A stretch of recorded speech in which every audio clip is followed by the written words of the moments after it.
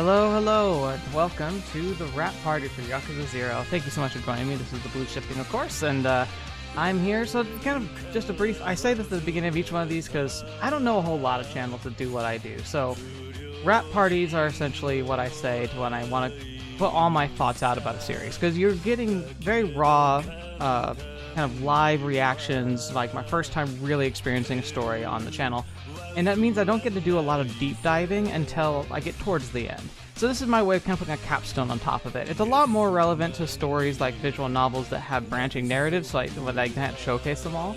But here, it's still going to be really relevant because there's still a lot of aspects of the story and the game that I engaged with that you didn't really get to see if you watched my playthrough, because not all of it's really digestible for video content. I do think this is a fantastic game to live stream. It's one of those examples I can see being just a very effective title for that, but not really my style.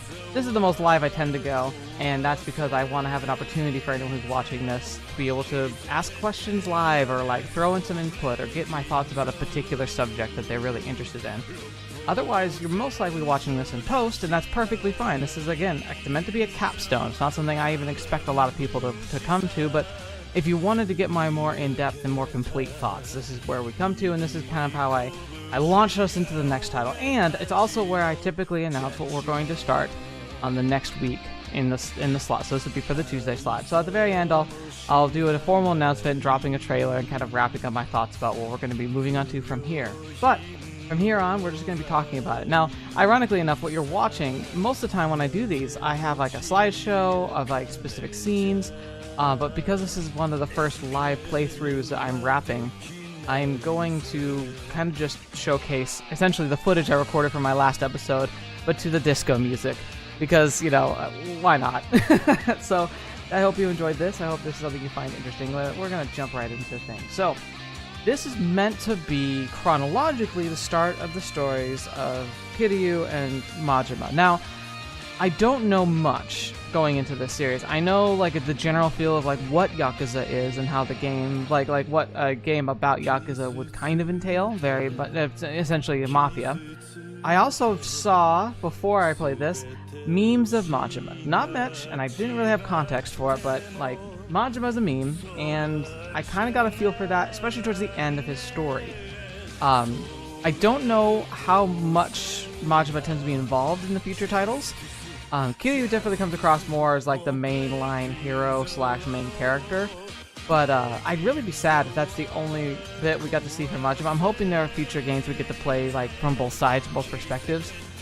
Maybe that's not something it starts off as, but towards the end it's very clear that he's a very in-depth, explored character.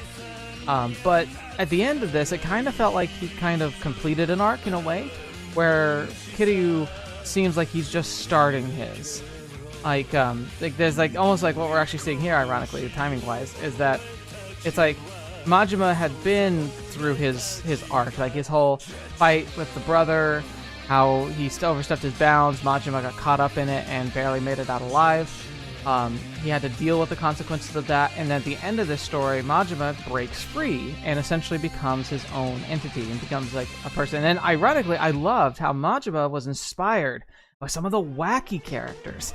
I'm gonna struggle with names because, frankly, for one thing, it's, you know, a lot of Japanese names, which are going to be a struggle for me anyway, just because I'm not Japanese. But then you also have just the amazing amount of characters that are involved, and it can be really difficult to keep up with every single one of them. But what we do know and we do see is that he has the help from the... Gosh, I should know this. He's like the really wild guy that just showed up in his club and kind of shut the whole thing down, and then like they met up in prison and ended up like, it looks like dying. I don't know, like it kind of feels like the typical movie rules where if you don't actually see someone die on screen, they're not actually dead. But I don't know, like it seemed unlikely that he would survive all of those gunshots. But he kind of became an inspiration. Okay, so I'm cheating with a cheat sheet here. So it's Nishitani, I believe, was the guy who showed up at the club, beat us up a little bit, and then like kind of was working on the underground. And it looks like he almost became like a symbol to Majima, where Majima was inspired by people who like seemed to have no real motivations. They didn't have stakes. They weren't like caught up in like the really complicated backstabbing nature of the Yakuza, and instead seemed focused on just being true to themselves and making the organization not so much a focus on like a power struggle and more about just, you know, putting like supporting the right people and getting things done in ways that couldn't be done otherwise. That's kind of like what Majima seems to have been inspired by, is this idea that justice isn't always served through the process of the normal processes. And Majima seeks to correct that. He works outside the law in order to kind of bring about what he perceives as justice. And so I'm curious to see how that plays out in the future, because he also kind of seems a little like, whoa, crazy. So I'm excited to learn more about him. And then let's go to Kiryu, of course. Kiryu being the kind of poster boy of the series, from what I understand. I loved how this is kind of his like origin story, but his origin story just started off so rough. Like, he just wanted to prove himself as a proper Yakuza, immediately got caught up in something way over his head, and yet his determination to not only not give up, but also to kind of hold to what he calls this kind of honor. Like, they even mentioned it, Subasawa kind of talked about how he's got this like old traditional idea of Yakuza, where the modern Yakuza started to become more just kind of manipulators. They got into politics, they were getting into like business forces and focuses, and it stopped being about the family that was inspired. If I remember correctly, the Yakuza is kind of essentially a holdover from the ancient like family, samurai families and samurai like culture, kind of adapted to the modern age, where like it became less about like being an island or being beholden to a government structure, and became more about like bonding together with people whom you could, you know, have blood ties with, whether they be literal blood or, you know, figurative blood. It was all about like supporting your clan over other clans, and obviously very, very critical to the infrastructure of Japan post World War II. I believe it's like, I don't know entirely about the historical precedents, but my impression from just history that I've been able to study beyond this was that the Yakuza families, whilst being very almost anti-establishment and very kind of detrimental to the organization of the government as a whole, that especially post-World War II, they kind of were of the backbone and the spine behind the scenes to keep Japan together through the really hard times. And so like they serviced something, they were important in the history of Japan, and like something that should never be glossed over. But just like mafias in Italy, they often did a lot of damage along the way. So they were never called or never really supported as like a healthy institution. But a lot of governments and officials will turn and look the other way because of that great, like, the kind of support and infrastructure that they ended up providing.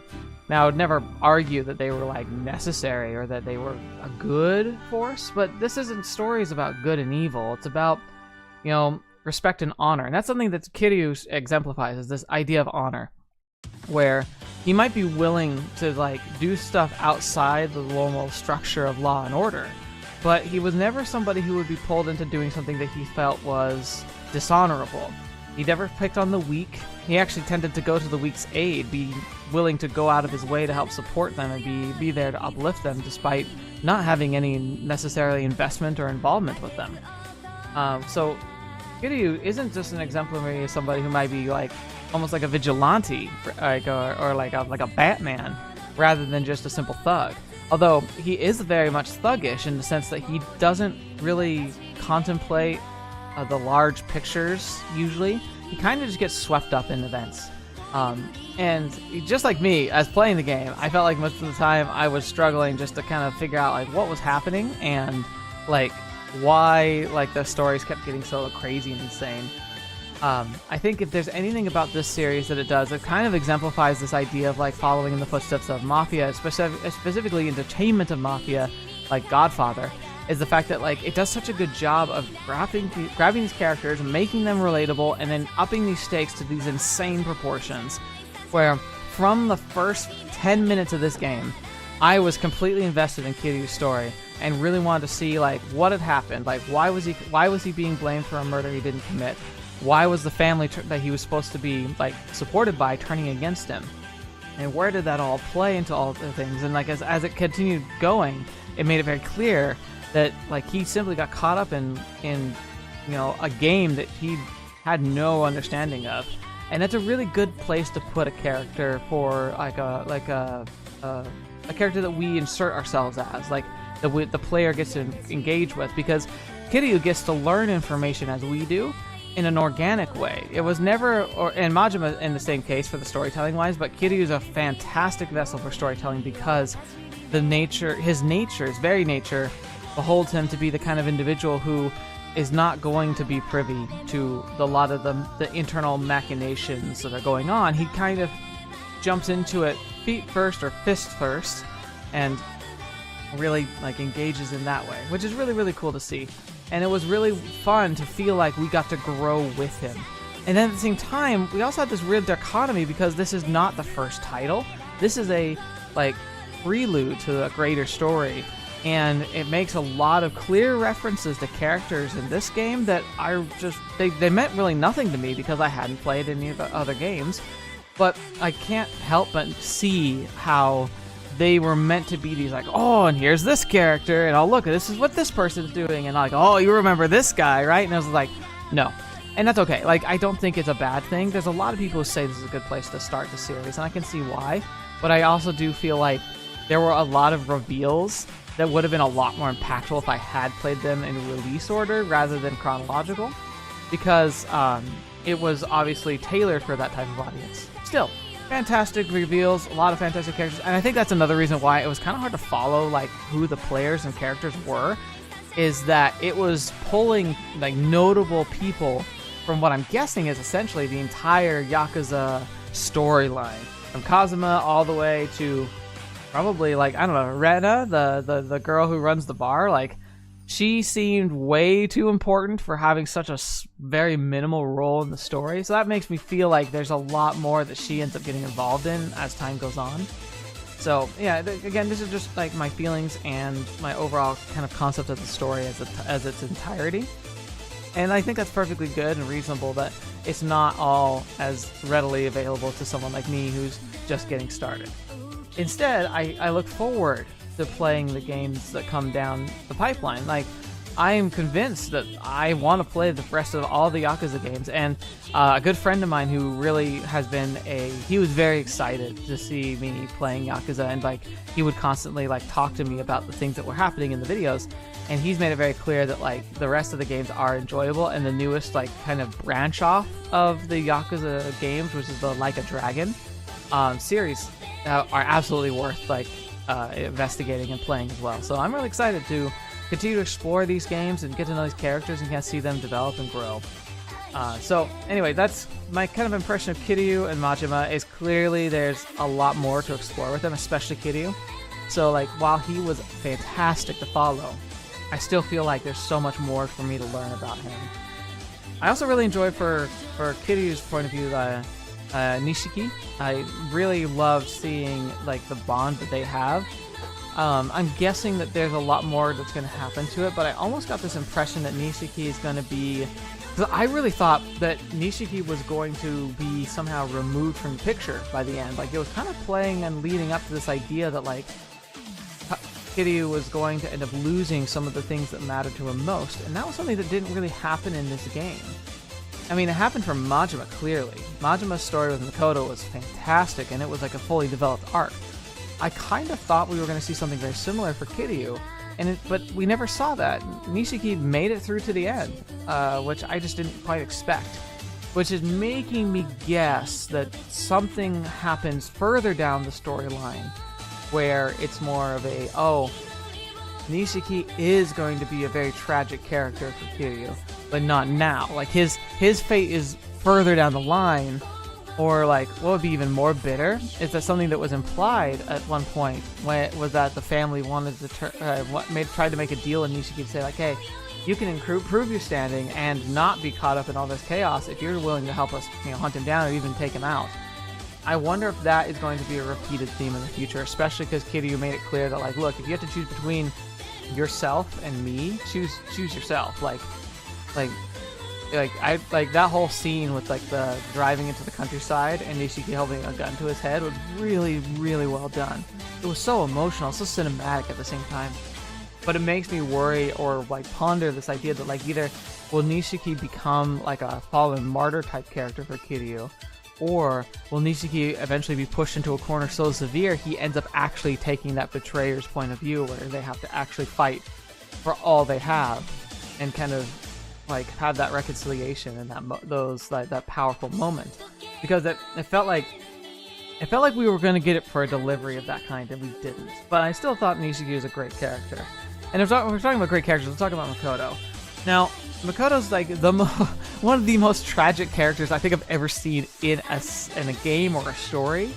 Like, there are a couple that get up there, but I mean, her whole story from like being ostracized in China and essentially regulated to like a status of like a refugee, then becoming a refugee to Japan, but being ostracized in like essentially the exact same way, only worse because she didn't have any true contacts and couldn't contact her brother. She ended up becoming horrifically exploited and human trafficked essentially, and to be like in that type of position and to have to go through so much trauma, and that when she did get eventually taken out, she lost her vision. Now it's funny because like it turned out that turned out to be more of a psychological issue than a physical issue. That doesn't make it less real, nor does it invalidate like those types of like issues. That's a real thing people can have happen. They can have these metaphysical responses to like high levels of stress and issue. And so like to see her have to go through all that and then to be hunted so forcefully by various Yakuza members and various people and like the whole journey about like I think I got really invested in the Makoto storyline more than any other arc in the entire game, which is funny because it meant that Majima and Makoto were kind of my focus of the game. Like they were the parts that I was most heavily invested in. They were the ones I was the most like eager to see. I loved Kiryu. Like I wanted to see him succeed. I wanted to see him like work through things, but I feel like Majima was a bit more of the poster child for the game, despite Kiryu kind of being the clear protagonist. I really enjoyed the Makoto Majima story, and what an ending to that story! Holy crap! Like, I'm really sad because I didn't realize it until I was later reminded, because of the gap I have in some of the how much I play the game and like how like the campaign plays out. I didn't have a good reference for the finale where Makoto went to the alley to kind of say goodbye to her brother and found that watch, because the watch was something that kind of came up really early in the storyline as like her like one heirloom that was broken that was supposed to be like her tie to her family and her inheritance, and to know that Majima like offered to fix it and actually got it fixed and then like figured out a way to get it to her anonymously. And also like the real tragedy of her like not having a memory or a good or being able to recognize Majima when she got her vision back as the guy who was like there for her in so many ways. Like it was such a sad like way for her story to end, but I also think I said at the time like I didn't like find it super like sad, because I also kind of understood from a narrative and like a character perspective. I was like, you know, if I'd been Majima and going through the same stuff and seeing all the pain that she'd gone through, it would be hard, despite like his clear love for her, to be willing to bring her into the life he knew he was never going to leave. Like he knew from the beginning that he was going to be caught up in Yakuza life for the rest of his life. Whether he wanted to or not, he kind of had come to the conclusion that he was done, and that not done being like a civilian.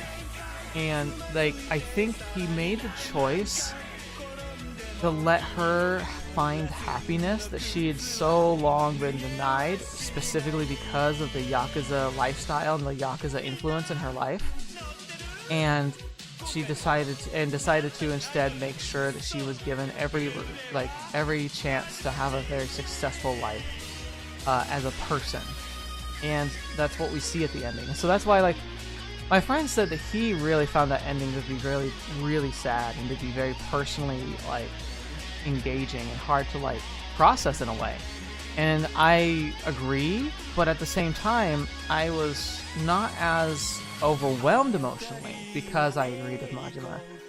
Knowing his, like, he was not going to be giving up that life, I think I understand that, like, you love someone so much, there's a point where you would rather be, like, apart from them if you know that they're going to be happy. Which is a very true love aspect, and something, like, we love seeing the stories where people make those decisions and then they end up together anyway. We love a true happy ending where, like, everyone gets to be with the people who they really feel like they'd be best with, and with people who genuinely are 100% invested in them. But that's kind of what Majima did too. He tried to make sure that the guy who was, like, interested in her and was close to her and could provide for her, he kind of, like, scoped him out and then really tried to encourage him to kind of make that final push and to not hide behind his fear of rejection and his fear of, like, her willingness and readiness, and kind of point out, like, look, hey, if you think she deserves, like, the right kind of man, you gotta be the right kind of man, which I really loved. And I think it's very fitting for a character who really cares and loves a girl to be willing to do that, to kind of display that true love. And so that's what I call, like, their story arc is kind of like the true arc, because we had to see Makoto go through so many decisions and even get to, like, the point of just utter bitterness, to where she stopped caring and was willing to, like, potentially throw her own life away if it meant that she would be able to get the revenge that she so craved. And to have that go so horribly backward on her, go so badly. Predictably, yeah, but, like, for someone who's a civilian, it's an easy mistake to make. And it's like, oh, you, like, don't be so dumb, like, why are you doing that? But then at the same time, like, it makes so much sense. It's like, I totally get it. If I were in her shoes, especially me, not knowing a whole lot about this stuff, like, in real life, I probably would be tempted to fall for the same thing. And it's really crazy to imagine that. It would be so traumatic to go through. But I loved Makoto. I was a little annoyed that she was so dismissive of Majima, but I also think at the same time she'd been through so much direct trauma, and she really, even though she trusted Majima, there was a part of her, I think, that she couldn't reconcile that she really didn't know where he stood on everything. Because like, she talked to him, he tried to protect her, but then, like, she found out that the people who had grabbed her were also interested in keeping her alive, and so, like, that would probably be really confusing. Be like, why are so many people fighting over me and protecting me from each other if they don't actually want to hurt me? Like, I think that interaction with Sada and Majima put together put her in a really vulnerable position, because it became so unhinged, especially for someone who has no, like, frame of reference for, like, names, faces, and maybe, like, the families that represent them, because it wasn't like anyone was really clear about the distinction between the different families, really. I think that was ultimately what caused the mishap that happened, and where she turned herself in on accident, because I feel like she didn't have a good, like, frame of reference for, like, the choices she was making. She was being very impulsive, and without the context, she was liable to put herself in a very, very vulnerable state. I also gotta say, vulnerability aside, like, the assassin, the guy who kind of, like, triggered some of the whole events and was kind of, like, one of the, like, the long-running antagonists, especially for Majima, even though he was so involved in Kiryu as well. But seeing that whole conflict with the assassin, like, this, like, the best assassin in Asia, he looked horrific, like, in the game. Like, he's amazing for a NPC, like, enemy character. Like, he's, like, one of those guys you just look at and you're like, oh yeah, he's a bad guy. But here's the thing. If you notice, if you look in my thumbnails, the picture I use is the cover of the game, but, like, there's a guy who's in an outfit with a, like, a silenced pistol. And, you know, we never saw him. There was only one person with a silenced pistol, and that was the Chinese assassin. Well, that's the thing, is that poor game they made him look like they did. It made him intimidating and all that. But the cover I ended up using from their, like, press release, which is kind of the content they usually provide for people who are writing stories or making content about a game. You can get access to these press releases usually, and that's how I kind of get some of my assets when I make for thumbnails. And in that press release, they used that picture. And my friend pointed out, he was like, it's kind of interesting that you used the Chinese cover. And I was like, what do you mean? He's like, well, here's the thing. Like, when they released the game in China, it was kind of determined that purposely having the Chinese assassin, while he is kind of a badass character, it's like, he's also like horrifically ugly and kind of leaning into, I guess, some stereotypes in Japan. And like, given their history, Japanese and Chinese cultures have not always meshed well, and even to this day, they still have some issues. For good reasons, honestly. Like, there's a lot of bad blood there. It doesn't justify it, but like, it's one of those things where it's like, I get it. So, so I guess they became concerned, saying like, okay, we might have made them too on point with exaggerated like features that are often used as like criticisms that are like very, unfair and culturally and like genetically driven, and that's like not very kosher. And so for the Chinese release, they actually changed the model to be the model that you see on the cover. I think it's really interesting. Like, being an American, especially in the last decade, there's been a lot of resurgence in like talking about racism and like how prevalent it still is and how much it still affects some people's decision making, and the question of like how much does it affect things, what are things that we can do to try and address it, what are the various aspects that we can like things we can do to help improve things, make them better. There's a very complicated conversation there, but like, it can be easy to forget because no matter where you are, but especially if you're in America for some reason, like, we tend to be very stupidly hyper-focused on ourselves, and you forget like, oh, you know what? These aren't unique issues. We hear about a lot in America, but even outside America, like, you hear about it being an American issue. I think a lot of countries have a lot of these types of latent issues, and this is one of those examples. And so it's like, I don't know if I'd want to comment whether or not it's a good or bad thing that they replaced the model, but I feel like if they genuinely felt like it was going to do harm and cause issues, then it's definitely something that probably should have been considered initially. But again, like, when people make these games, especially like initially, they probably never really think, especially Japan's really been poor at this, is they tend to just look to their own audience like natively. They tend to not look overseas except for like well, we can make more money, so let's let them have access to this type of game and title. It feels like it's only recently when they started really looking like beyond Japan's borders as a major part of their game like reach and market share, which is why we're seeing things like Atlas like making the business connections with Microsoft and starting to make, essentially they're going to start making games that are going to come out with an American audience in mind as well, which is really cool. Like, I think it's, well, kind of like, I wish they weren't caught up in the Microsoft's attempt to try and buy out and prevent like titles from being released across all platforms, because I think that's really toxic for the gaming environment as a whole. But I also don't blame them. I understand why they're doing that.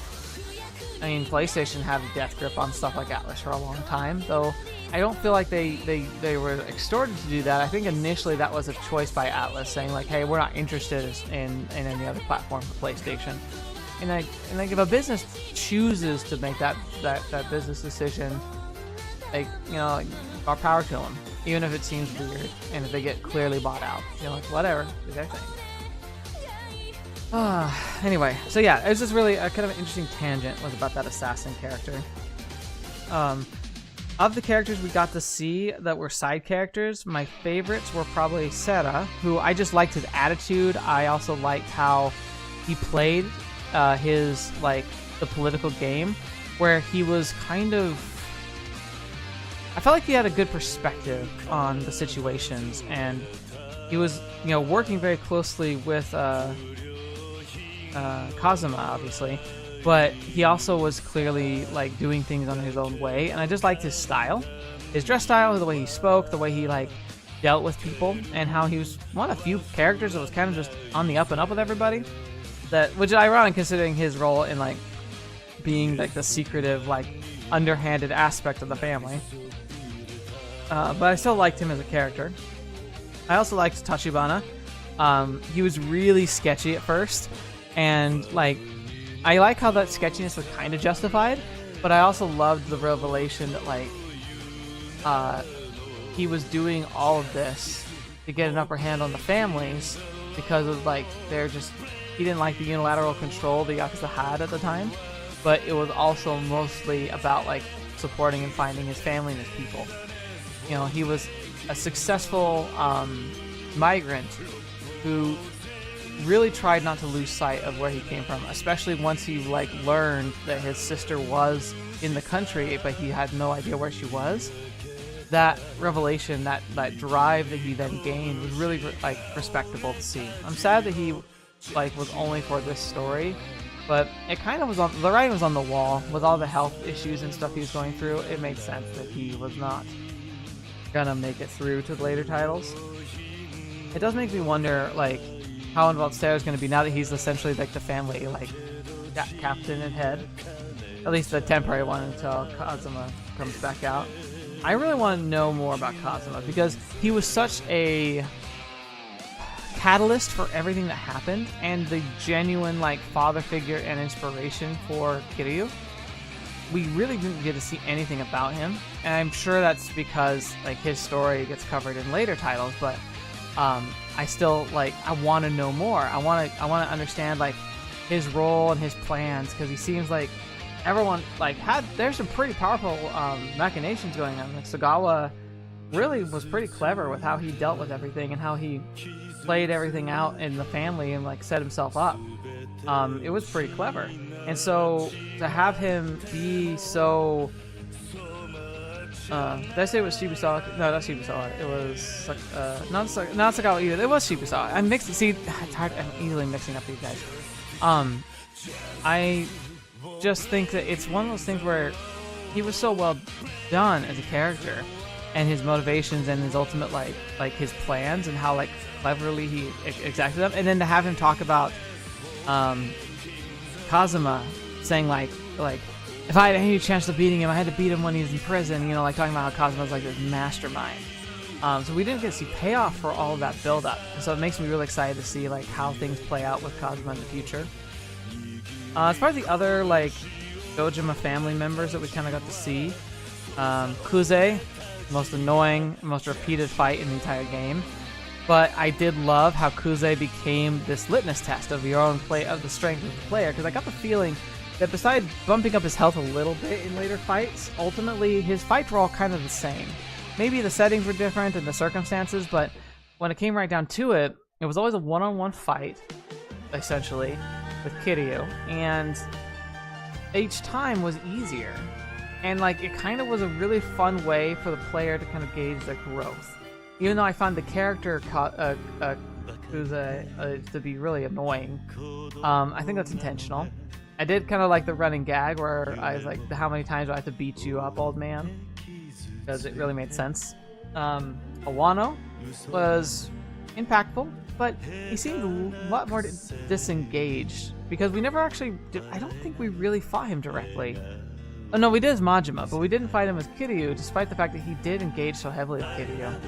But Awano, again, kind of did the same thing that his former mentor did, because like again, I think Awano became an inspiration for Majima, because at the end of their fight, he stood in front of the assassin and kind of protected him, like out of like respect. It kind of, and he talked about how he hated how political things had gotten. He played the political game because he had to do it to survive, but that he ultimately hated it, which I really loved. So Awano, despite being kind of a dirtbag, he had my respect at the end. And as a character, I'm interested to see if we get to explore more, or if he succumbed to his injuries, because he got shot like twice or 3 times. But I don't know. It did. Again, it was one of those things where like we didn't see him die on screen, so I'm not quite convinced he's just gone. And in fact, I'm trying to remember if we saw him at the end or not. I'm not sure. The ending was such a rush. There were a lot of other characters that were kind of like referenced but not there. Sagawa. Oh my gosh, I hated Sagawa. He's the guy who had Majima's leash. I hated him. From the beginning, I just hated him. His attitude, his mannerisms, and just the way he just dangled hope in front of Majima like a dog treat. Just like I hated all of that. And it was kind of almost insulting in a way of how friendly he and Majima were at the end. Though it does seem like Sagawa's past caught up to him, so I get the impression that he's not going to be caught up in future stories. But then again, I don't know. We didn't see him die, so again, what can I say?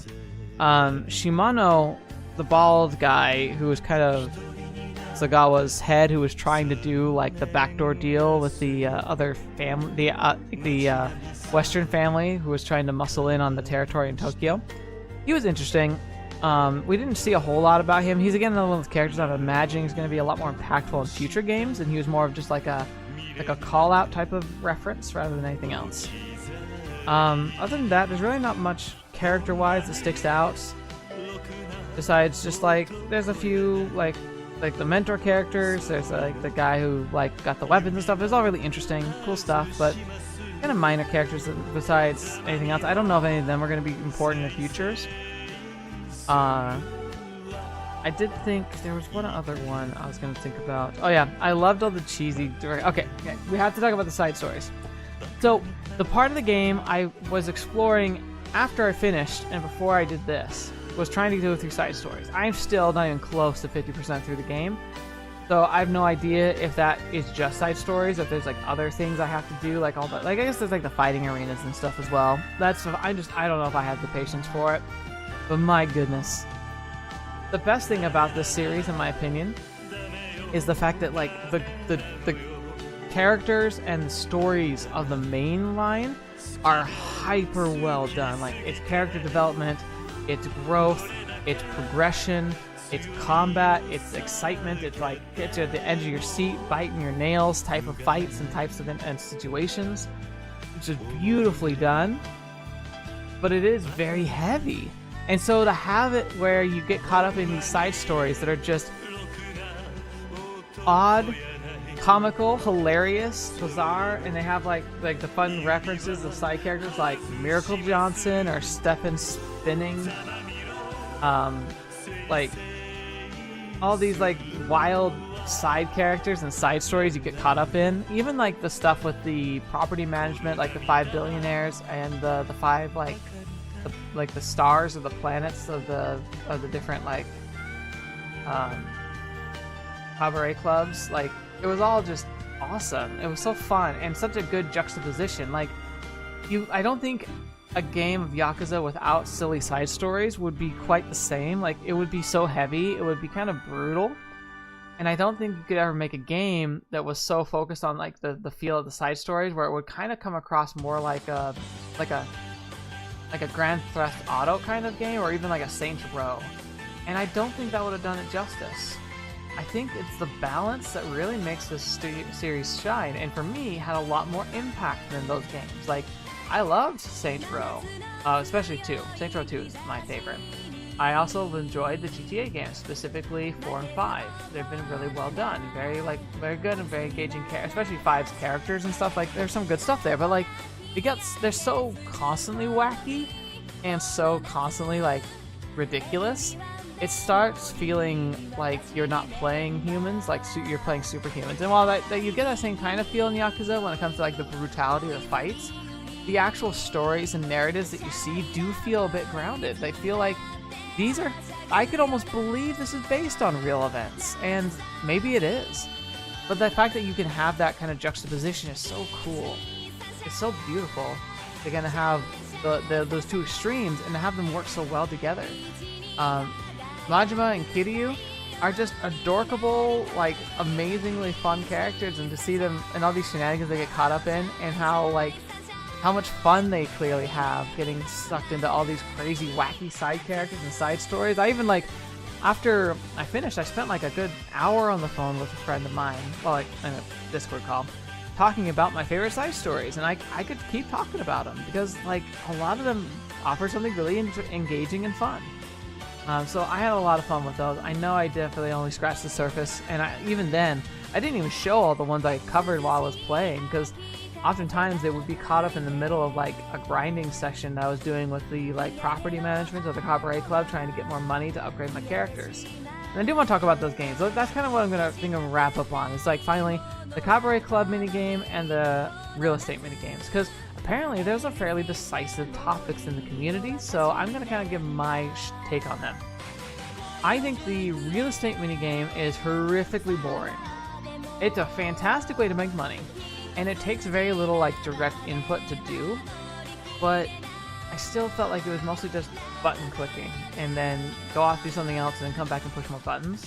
And that's fine, but it felt like it was hard to get really engaged or invested in the investing game. I liked how you were like improving like the businesses and investing in them, but it might have been fun to see like the businesses actually like change, but that might have been too much to ask. But the thing that I contrasted to is the Cabaret Club. Now, a lot of people apparently don't like the Cabaret Club. I don't understand. Like, that was one of my favorite parts of the game. It was like, it's a stupid minigame, but like, I could get invested in it, because it's like, you get to know some of the girls on these like little date interactions you go on. But then you also just have like, you get to, it's weird that like being able to play dress up, it shouldn't make a difference, but at the same time, like, there's a reason why cosmetics sell so well in content online, like in all these like freemium games. Like, why? You get kind of invested in the appearances and get caught up in like the sense and feel and like atmosphere of a game that we're playing. And the Cabaret Club just absolutely knocked it out of the park for that. I hate that it took me so long to realize how you can invest in businesses very similarly to how you could like buy properties with Kiryu. By the time I kind of figured that out, I kind of wasn't in Kumarocho anymore. And so I kind of had to start doing that in post, going back and playing that aspect of the game on my own. And I'm kind of sad about that, because it meant that Majima wasn't as leveled as he could have been. Yeah, I still did really well with him, I think. I feel like I was able to handle his endgame fights pretty well. And in fact, I think I struggled more with Kiryu on that darn boat, but mostly because of those stupid guns. The guns were my bane of my freaking existence. But now it's like, I still thought it was really fun, and the Cabaret Club was just enjoyable minigame. I don't know how much side minigames play a role in later games. I imagine that's something that gets developed over time. I can't see that being a function of the core game, like the original, like first game. But I really do enjoy the side idea of a gig and a way to like keep yourself functional and alive and getting stuff done. And like it, like as a way to fund your character progression. It's like I think it's a good balance between the two, and like I think it was really well done. I just thought the Cabaret Club was enjoyable, and it felt very Majima. I especially loved like again like I think it's Yuki, the first girl you got to meet, where you got to go on like these like little practice dates with her. I thought that was such a cool way to tell that story, and to like kind of make her such a relatable character for what happened, and like how just how like she was almost like a sister for Majima, and I thought that was a really cool relationship to see. So it was just really fun. It was really just enjoyable in general. Oh yeah. So like I'm watching now. Like I couldn't remember if Awano made it or not. Now I'm seeing this. I'm like, yeah, okay. He definitely didn't make it. Shot 6 times and then stabbed with those like throwing knife key things. I don't know what they are. They're crazy. Anyway, really fun to see, and really well done as a story. I'm really excited to see how the story progresses, but this is pretty much my wrap. This is where I'm going to end it. Thank you so much for listening to me, being a part of this series, and being able to just join me for all of this, because I had a lot of fun. It's like anytime I try something new and start a new type of series, especially now I'm starting this, like, I always am going to focus on visual novels because I still think they're some of the best stories out there. But being able to explore these other types of stories and narratives that I'm starting to do on the channel has been really meaningful for me, because these are games that I'm already falling in love with. And even though it's not going to garner the immediate support that other series on my channel have, it's still been a fantastic journey for me, and I'm really excited to be able to share it. So thank you so much. Thank you so much for being a part of this. And I think we're going to start wrapping up here, but we're going to announce officially, for my Tuesday slot specifically, I leave it to a vote. Specifically a vote for the patrons and the channel members, those who are directly supporting and have made it possible for me to cover more card games like this. Tuesdays, the non-visual novel slot they get to pick, and then they also get to pick the Friday slot for visual novels from now on. And they had a little bit of a vote, and we got the results of that vote. So we're going to quickly do a quick transition where I'm going to showcase the finale and like the ending of what we're going to be doing in the future. So just give me a second to transition over as quickly as I can in a very organic way that's totally not scuffed, because I don't know how to do live content really, really well, because I don't know. I don't know. I just haven't been able to figure it out. Anyway, we're going to transition real quick to the drop of what we can expect to see in the coming weeks on the channel.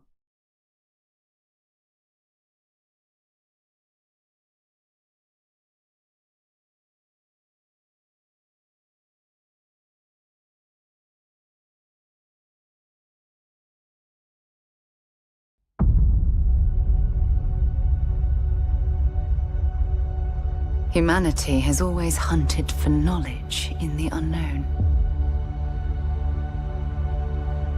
The wonder is, not that the field of stars is so vast, but that we have measured it.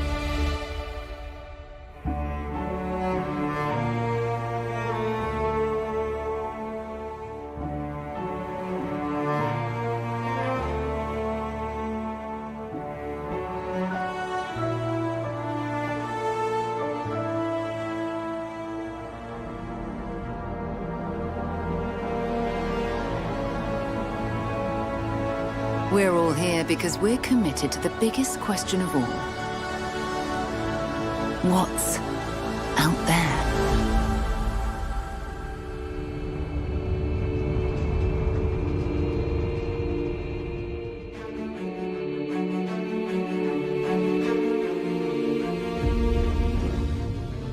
You're part of Constellation now. Part of our family.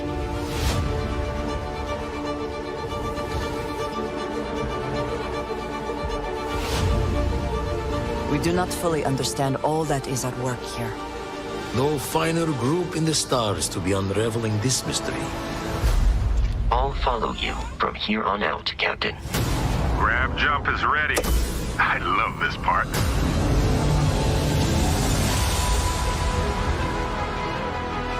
These artifacts could be everything we've been looking for. Another great secret the universe is asking us to unravel.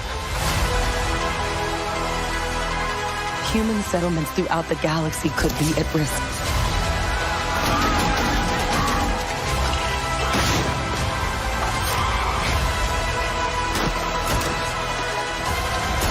We are not stopping. Whatever lies at the end of this road will change humanity forever.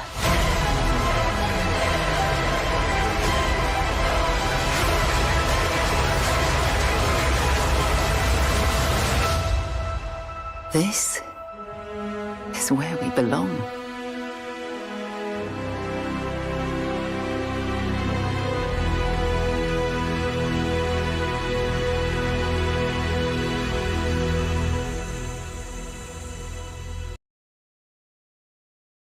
Yes, it was voted, and the timing of its release has been so just on point. It just seemed like a good option, and it was voted on to be the next game we're going to explore on the channel. Now, I anticipate that while it's going to be fun, it's going to be a buggy mess. It's going to be Skyrim in space, and that's a good and a bad thing. But that's kind of what I'm hoping to capture. Is we're going to enjoy a story together, bugs and all. Got to see it on its ground level and do a playthrough and just kind of enjoy ourselves. I've always been a really big fan of space and space exploration and space, like everything. And so being able to do a game that's a sci-fi will be really fun on the channel, and one I can take my time, sink my teeth into, and really just explore with you all. So I'm really looking forward to doing it. It's also very uncommon for me to be able to play a game like right off the bat when it releases. That again is one of those things where like the timing just worked out so perfectly. So yeah, we're going to be starting this. Now, it's interesting because I think the release date changed from what it's posted here. They're saying the 6th, but when I went on Steam recently, it sounded like it's actually going to be ready like this week. And so I would initially was going to say like we'll have like a 1 week off where I'll just kind of try and get ready for it and be ready for the game to come out. But like if they did bump it up, or maybe that's just when the embargo comes off, and so like some people can play it but not everybody. I'm checking right now as I'm talking. But if that's the case, then yeah. So it does say the official release is the 6th, but it sounds like some people are going to be able to play it and talk about it in the next week. So I'm probably going to end up taking like a week off, or maybe doing some kind of special like one shot for the come out next Tuesday on the 5th. But then after that, we'll be jumping right into Starfield. So I'm excited to see how this all goes. It also gives me a week to make sure I can actually play the game. And if for some reason it's like my computer should be able to handle it. I checked the specs, and while it's not going to be the prettiest playthrough of the game that you're going to get, because I don't have like a super PC, it should be plenty strong enough to actually play the game. So it should be good. If for some reason I can't, and I just cannot make it work because it's just too bulky, I do have a good backup for what we'll do instead. So just keep that in mind. Keep an eye out in case you aren't excited for Starfield. Keep in mind that it might not be it, just depending on how it plays out, but most likely will be. And I'm really excited to explore it together. If you like story-based content of any kind, I hope you'll stick around. We've got lots of visual novels we cover. If you've never played them, they're fantastic. I think they are a life-changing medium of stories. If you're like, well, I don't know, like, oh, those are a bunch of like weird, like horny games. It's like, no. They're as much full of horny games as you see like the penny like romance novels on like gas station shelves. If you looked at that and decided that that's all that books had to offer, you'd be missing out on a lot of really good stuff. And so that's kind of the same thing. It's like, are there like smexy games out there that are visual novels? Absolutely. But you shouldn't judge a whole genre by that. And a lot of the games that do have a lot of like maybe what you might call fan service, a lot of the games do what I call they earn it, where it's not like the point of the story. It's just kind of a manifestation of a romance between characters. And I think it's also nice sometimes to not shy away from the fact that romance happens. And it says, but ultimately, like, it's some of the best stories I've ever come across. Like, I'm an avid reader. I've watched a lot of movies. I love stories and narratives. And visual novels have blown me away with just how good they are. And while I would say Yakuza is one of the best games I've played storyline-wise, it isn't in the top 10 of best stories I've read, because most of those are visual novels. So if you ever are curious, and if I've made enough of a pitch for you to at least want to see, I recommend checking out one of the playthroughs I'm covering on the channel, either one that's going right now or one of the archived ones. I can recommend highly games like The House of Fata Morgana, Muv-Luv, Steins Gate, or Seabed. Those are probably my top recommendations, especially for people who are new to the genre. Not only are these fantastic stories, they're good entryways because they help showcase what a visual novel can actually be in its like why it's such a good medium of storytelling that makes it in many ways superior to traditional games and traditional movies and traditional books. Anyway, thank you so much for being here. I hope you enjoyed. Thank you for anyone who showed up live and anybody who was watching this in post. I hope it was something that was engaging and something you enjoyed, and that you're looking forward to the future adventures we get to share together.